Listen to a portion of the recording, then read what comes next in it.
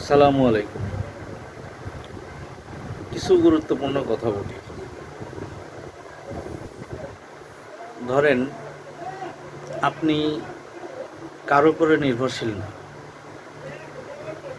আপনার নিজের ভাত নিজে আয় রোজগার করে খেতে হচ্ছে, নিজের সংসার নিজেকে আয় রোজগার করে চালাতে হচ্ছে। আপনি কারো হাঁড়ির চালের সাথে চাল মিশিয়ে খান না।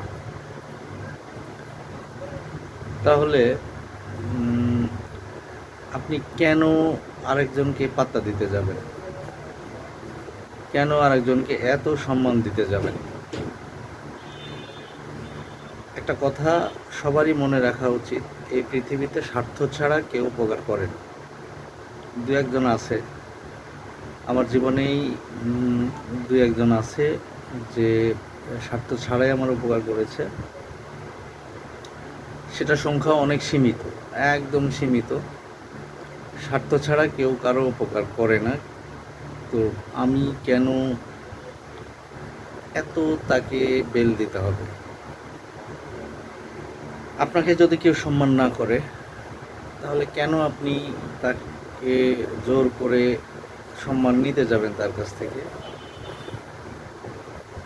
নিতে গেলে বরং আপনি দুর্বলই হয়ে যাবেন এবং আপনার দুর্বলতাটা প্রকাশ পাবে, সে আপনাকে দুর্বল ভাববে।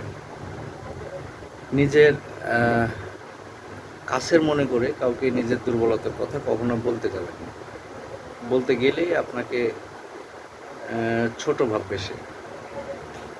তো এই আপনাকে কেউ যদি আপনার ফোন রেসপন্স না করে, কেউ যদি আপনাকে কি বলে একটু অবহেলা করে চলে, তাহলে আপনি তাকেও বেল দেওয়ার দরকার নেই। মনের ভেতরে কষ্ট নেওয়ার দরকার নেই যে আমার ফোন রিসিভ করছে না বা আমি তাকে কষ্ট পাচ্ছি, এরকম কিছু করার দরকার নেই। এটা স্বাভাবিক প্রক্রিয়া।